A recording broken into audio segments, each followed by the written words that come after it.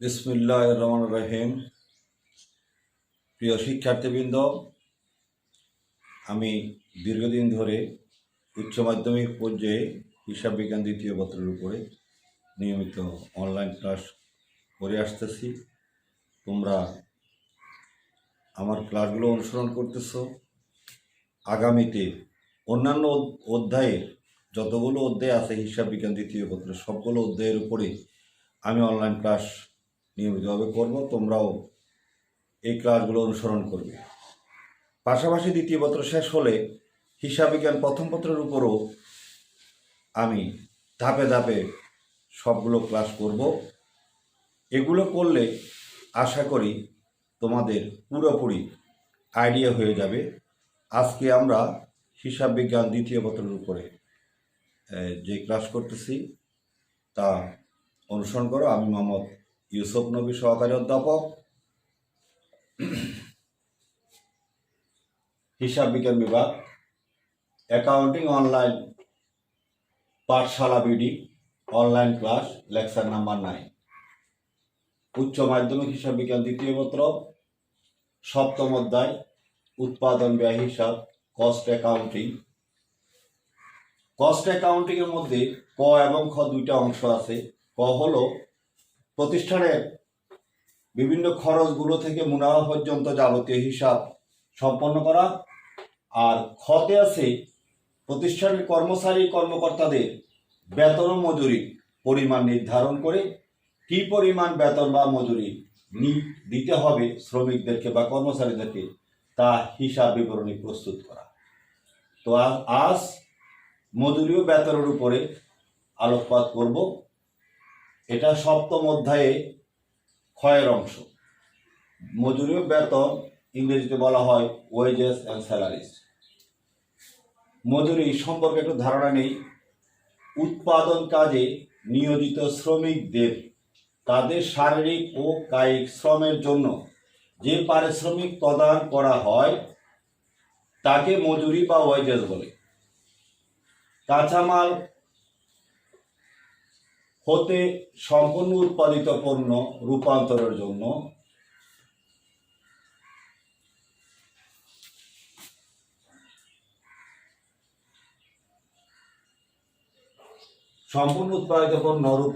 জন্য শ্রমের প্রয়োজন পড়ে। এই শ্রমের বিনিময়ে প্রদত্ত পারিশ্রমিককে মজুরি বা ওয়েজেস বলে। আসো এবার বেতন কাকে বলে। বেতন অর্থাৎ স্যালারি পণ্য বিক্রয়, বন্টন ও অফিস পরিচালনার জন্য কর্মকর্তা ও কর্মচারী নিয়োগ দেওয়া হয়। প্রত্যেকটা প্রতিষ্ঠানে কর্মকর্তা বা কর্মচারী নিয়োগ দেওয়া হয়।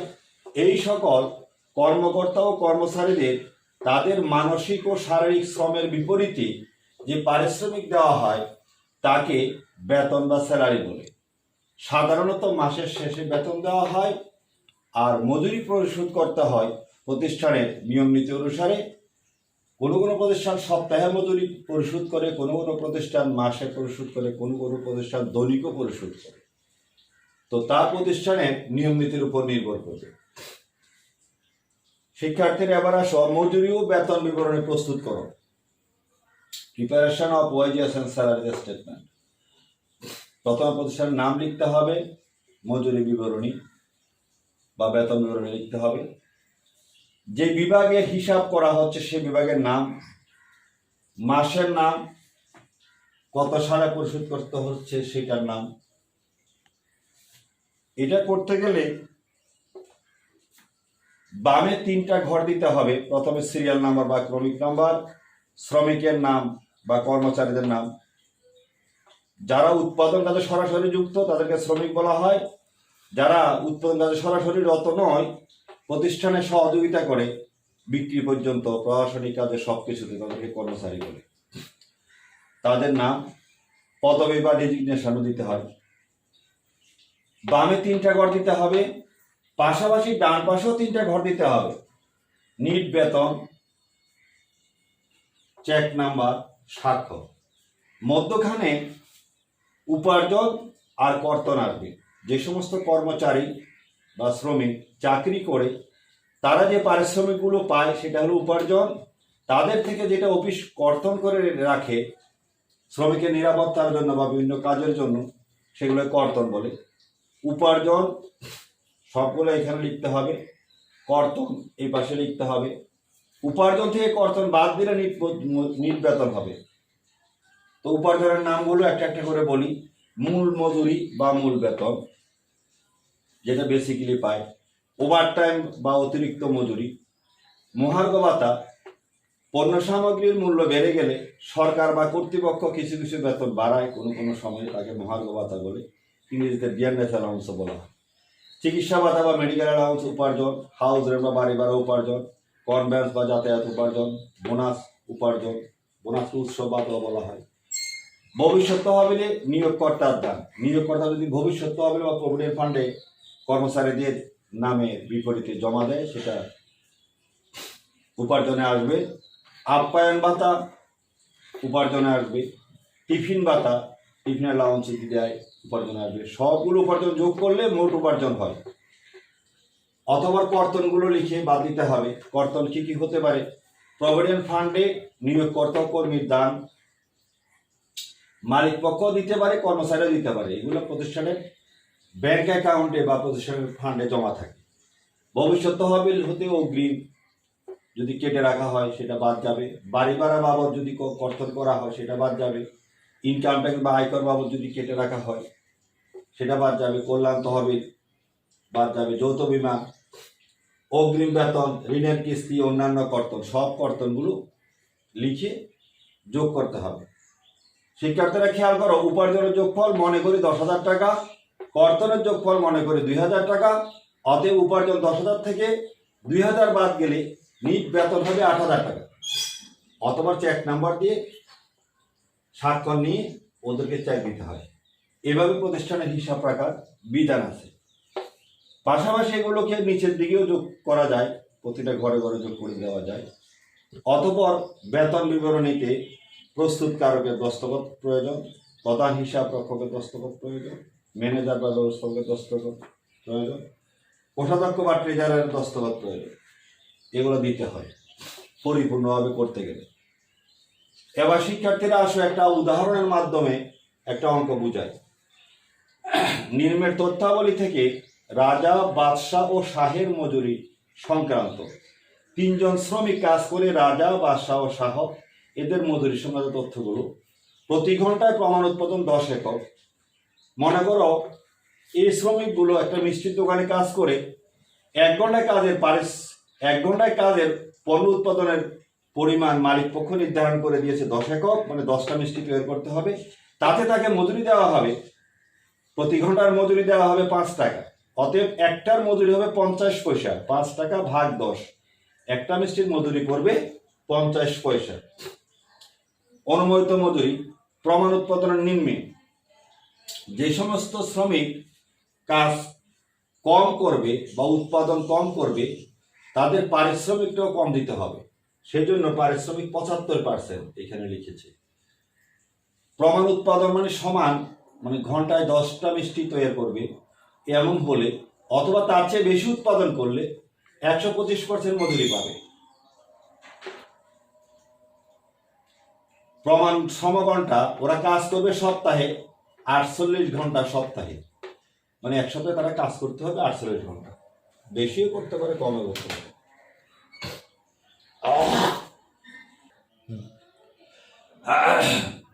শিক্ষার্থীরা কাজের সময় 48 ঘন্টা। প্রকৃত উৎপাদন, রাজা উৎপাদন করেছে 400টা মিষ্টি, বাদশাহ উৎপাদন করেছে 500টা মিষ্টি, শাহ উৎপাদন করেছে 480টা মিষ্টি। এখন করণীয়, একক প্রতি নিয়মিত মজুরির হার নির্ণয় করো। একটা মিষ্টিতে মজুরি কত হবে তাতে নির্ণয় করলে 2 নাম্বার। সাপ্তাহিক প্রমাণ উৎপাদন, সপ্তাহে ওরা কতগুলো মিষ্টি তৈরি করবে। প্রমাণ উৎপাদনের নিম্নে ও ঊর্ধ্বে কাজ দিয়ে একক প্রতি মজুরির হার নির্ণয়। কাজ কম করলে মজুরির হার কত হবে, কাজ বেশি করলে মজুরির হার কত হবে তা নির্ণয় করো 4 নাম্বার। শ্রমিকের সাপ্তাহিক মজুরি নির্ণয় করো 4 নাম্বার। এই হলো 10 নম্বরের প্রশ্ন। এবার শিক্ষার্থীরা আসে একটা উত্তর বোঝানোর চেষ্টা করি। কতে বলেছে একক প্রতি নিয়মিত মজুরি। একক প্রতি নিয়মিত মজুরি বের করতে হলে ঘন্টা প্রতি মজুরি উপরে দিতে হবে, ঘন্টা প্রতি উৎপাদন নিচে দিতে হবে। প্রশ্নের মধ্যে আছে প্রমাণ উৎপাদন ঘন্টায় 10 একক আর মজুরি হলো 5 টাকা। খেয়াল করবে টাকাটা কি সবসময় উপরে হয় আর একক হয় নিচে। 5 টাকা উপরে 10 একক নিচে, অতএব 0.50 টাকা বা সংক্ষেপে আমরা 50 পয়সা বলি, কিন্তু লেখার সময় 0.50 টাকা, এটাই 50 পয়সা প্রমাণ করে। কয়ের উত্তর শেষ। অতঃপর খতে আসো সাপ্তাহিক প্রমাণ উৎপাদন। সাপ্তাহিক প্রমাণ উৎপাদন ওরা কাজ করেছিল 48 ঘন্টা।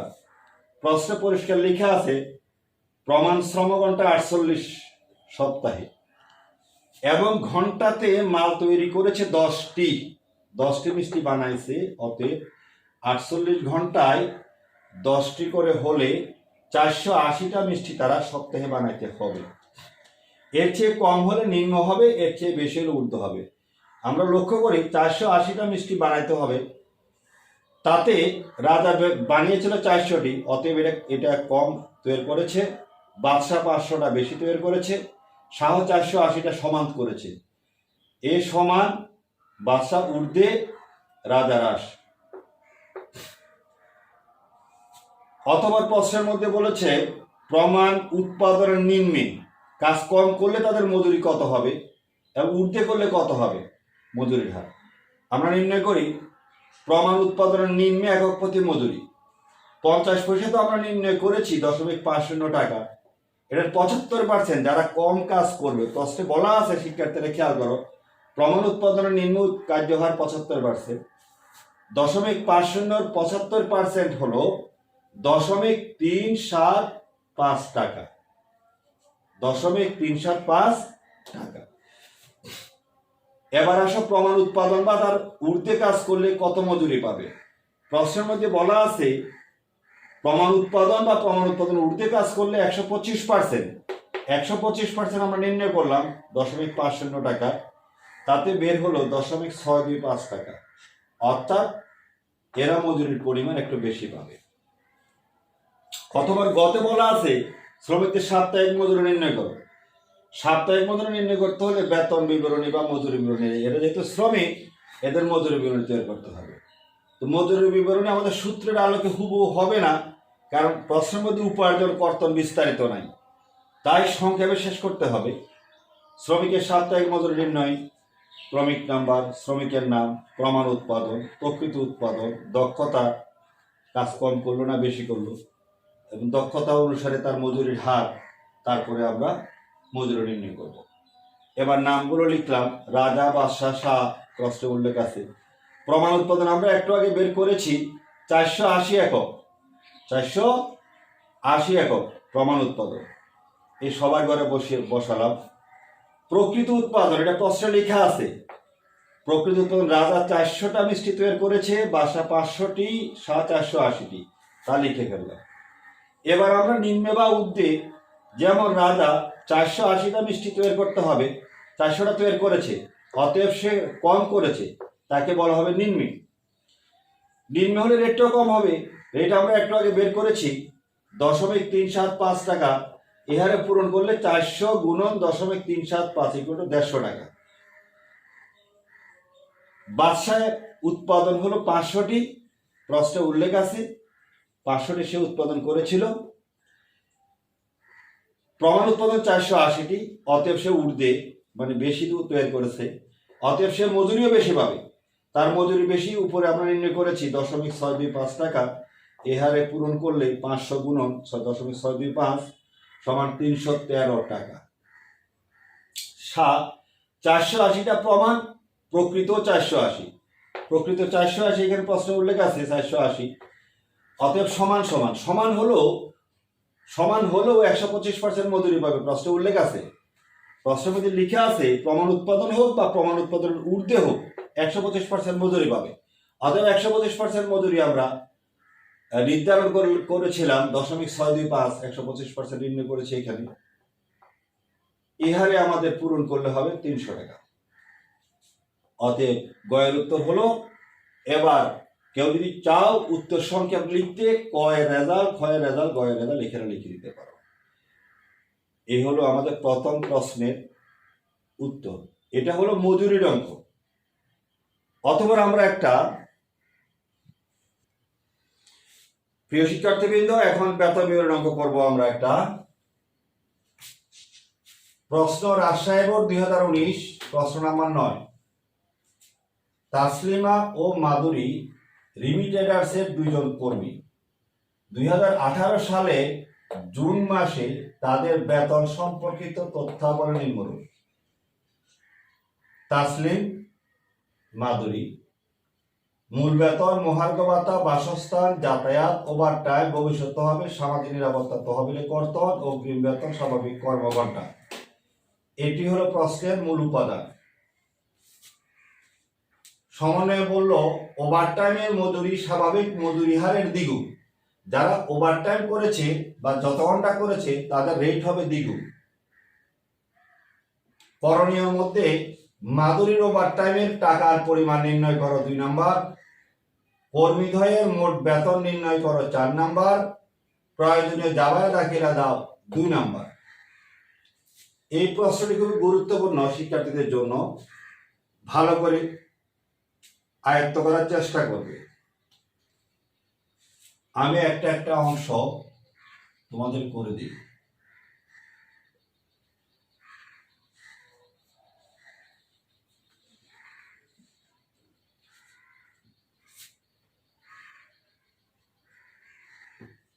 মাধুরীর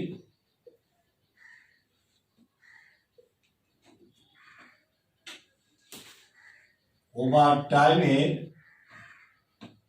টাকার পরিমাণ নির্ণয়।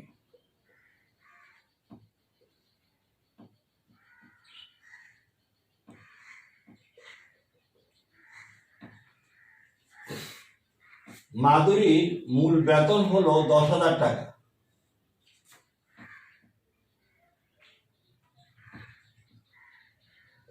তাতে কাজ করলো 200 ঘন্টা, অতএব ভাগ দেব 200 দিয়ে। ভাগ দিলে প্রতি ঘন্টার রেট চলে আসে, প্রতি ঘন্টা রেট আসবে 10,000কে 200 দিয়ে ভাগ দিলে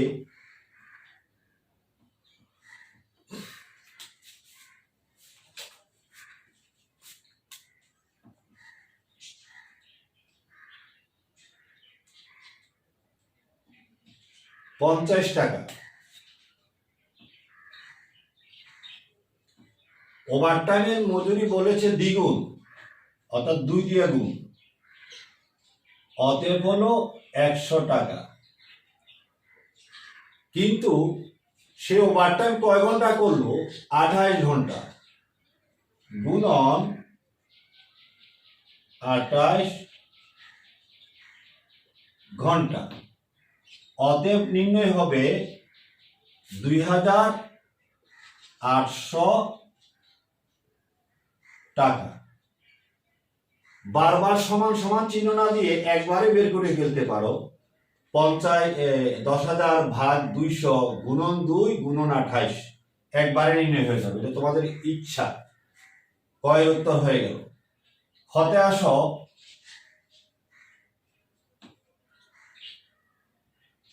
কর্মীদ্বয়ের মোট বেতন।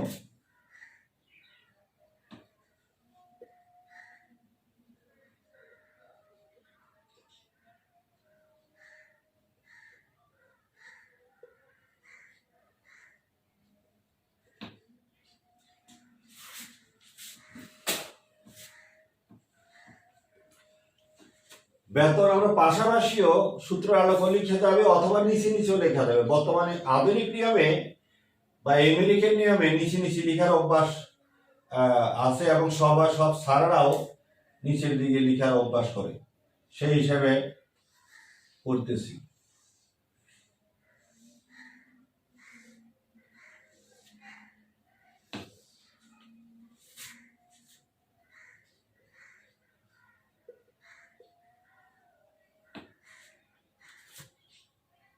কর্মচারীর নাম তাসলিম,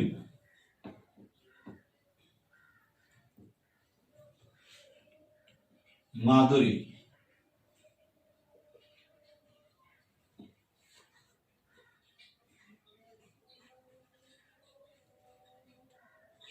দুইটার যোগফল মোট। মোট বেতন বলতে উপার্জনগুলোকে বোঝানো হবে।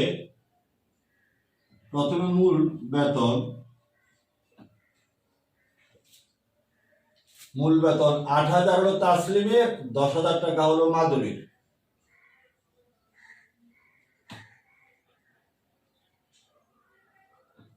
যোগফল হলো 18,000 টাকা।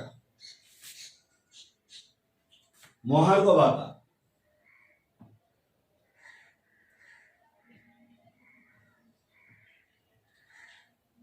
20%, 20%, 8,000 টাকার 20% হলো 1,600 টাকা। 10,000 টাকার 20% হলো 2,000 টাকা। দুইটা যোগ করলে হলো 3,600 টাকা। বাসস্থান ভাতা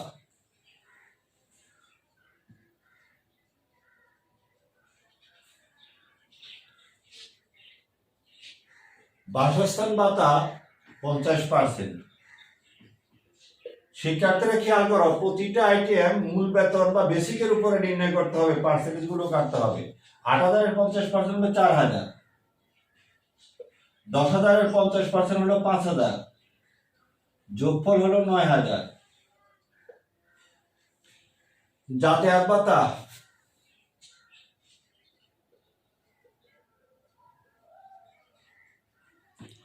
যাতায়াত ভাতা টাকার অঙ্ক উল্লেখ আছে 800 আর 1,000।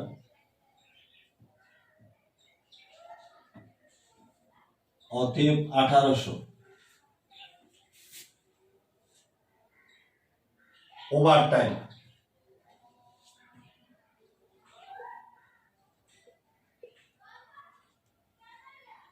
শিক্ষার্থীরা খেয়াল করো, ওভারটাইম আমরা মাদুরিটা নির্ণয় করে ফেলেছি 2,800 টাকা, সেটা বসিয়ে ফেলি।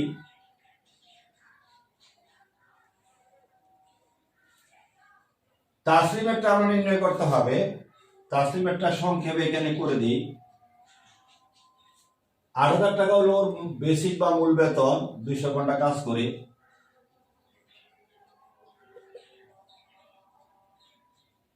ওভারটাইমের মজুরি দ্বিগুণ, এবং সে কয় ঘন্টা কাজ করলো? ওভারটাইম 22 ঘন্টা। সংক্ষেপে লিখে ফেললাম।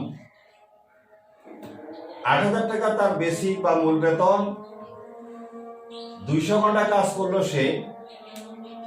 ওভারটাইমের মজুরি দ্বিগুণ বলেছে, প্রশ্নের মধ্যে বলা আছে ওভারটাইমের মজুরি স্বাভাবিক মজুরি হারের দ্বিগুণ, এবং ওভারটাইম করেছে সে 22 ঘন্টা। অতএব পূরণ ভাগ করলে যা আসে সেটাই তার বেতন। ওভারটাইম 1,760 টাকা।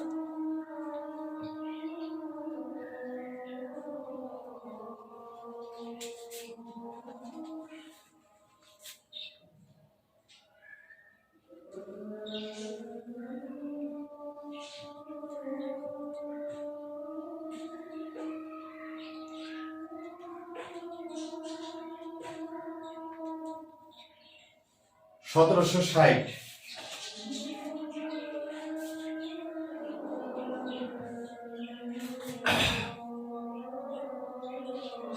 এই দুটো যোগ করে এবার মোটা করে বসাবো।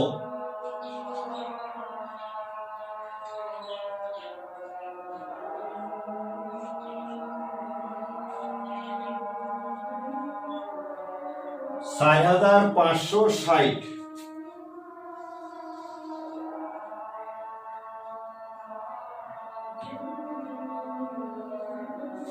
এবার যোগ করে ফেলি 16,160,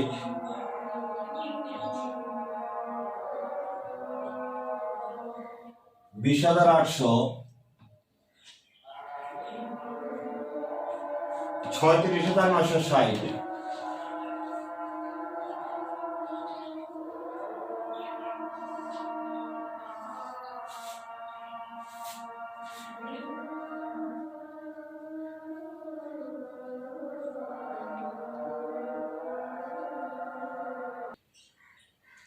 শিক্ষার্থীবৃন্দ, ক এবং খ এর আনসার আমরা নির্ণয় করলাম। এবার আমরা গ এর আনসার লিখি। গতে বলা আছে প্রয়োজনীয় জাবেদা দাখিলা দাও। জাবেদা হলো হিসাব বিজ্ঞানের মূল উপাদান।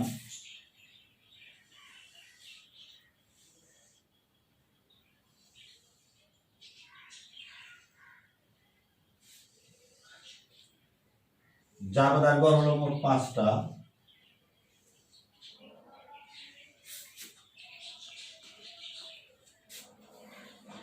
তারিখ,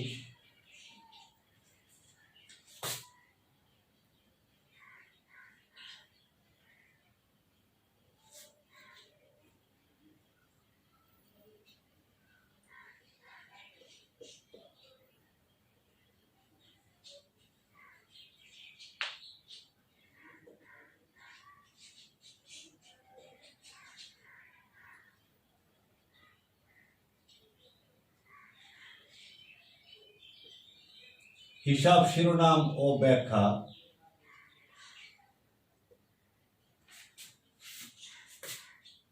খতিয়ান পৃষ্ঠা,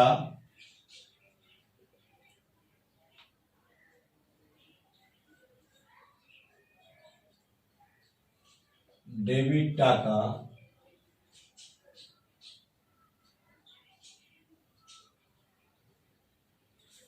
ক্রেডিট টাকা। জাবেদা হবে আমাদের প্রতিষ্ঠানের তারিখ 2018 সালের জুন মাস বলেছে, 2018 জুন মাস 30 দিনে 30 তারিখ পর্যন্ত। বেতন বিবরণী জাবেদা সাধারণ জাবেদা থেকে কিছুটা ভিন্নতর। বেতন বিবরণীর জাবেদা হলো কত টাকা বেতন মোট হলো সেটা আগে লিখতে হবে, অতএব বেতন খরচ ডেবিট।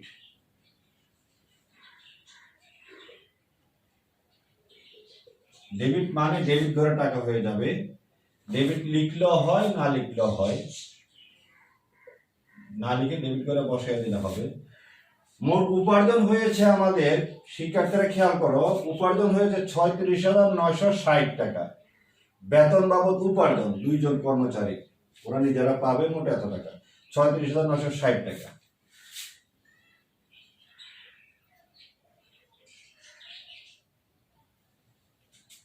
অথবা আমরা কর্তনগুলো বসাবো। কর্তন প্রশ্নের মধ্যে উল্লেখ আছে ভবিষ্যৎ হবে সামাজিক নিরাপত্তা ও অগ্রিম বেতন, এই 3টে হলো আমাদের কর্তন।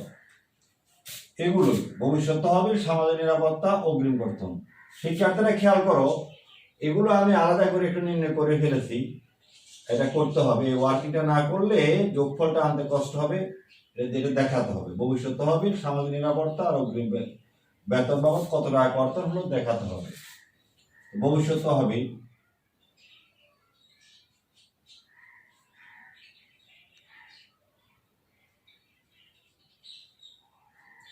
ভবিষ্যৎ তহবিলের কর্তন 2 জনে মিলে হয়েছে 1800 টাকা।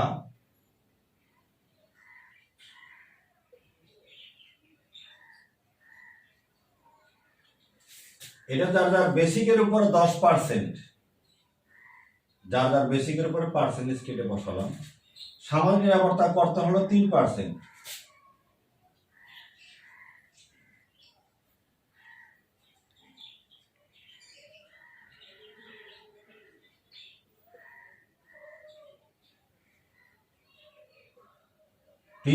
বেসিকের উপরে কর্তন করে 540 টাকা হয়েছে। অগ্রিম বেতন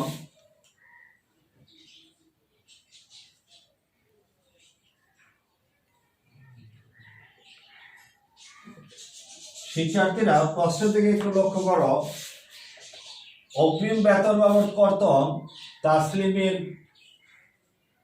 নাই, শুধু মাধুরীর টাকা আছে 600। মাধুরীর ঘরে 600 টাকাতে শুধু 600 টাকায় বসবে।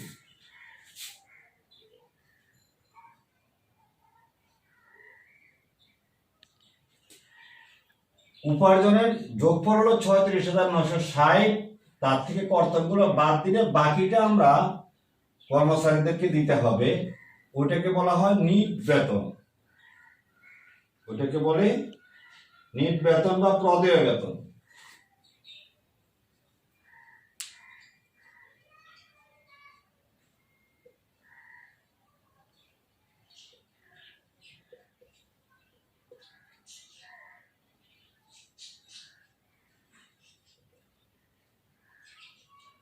নিট বেতন আমি নির্ণয় করে রেখেছি উপার্জনের যোগফল 36,960 আর কর্তন তিনটা যোগ করলে হলো 2940। অতএব এটা থেকে এই তিনটা বাদ দিলে 34,020 টাকা হয় এই টাকাটা।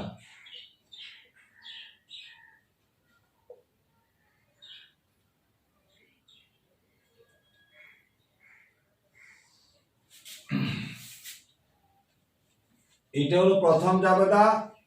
দ্বিতীয় জাবেদা হলো এই বেতনের টাকাটা পরিশোধ করতে হবে। নিট বেতন যেটা কর্মচারীরা পাওনা রইল সেটা পরিশোধ করতে হবে। পরিশোধ করতে হলে প্রদেয় বেতন হিসাব ডেবিট 34,020, নগদান বা ব্যাংক হিসাব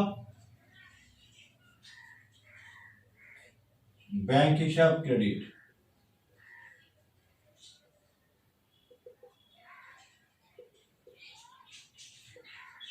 $34,020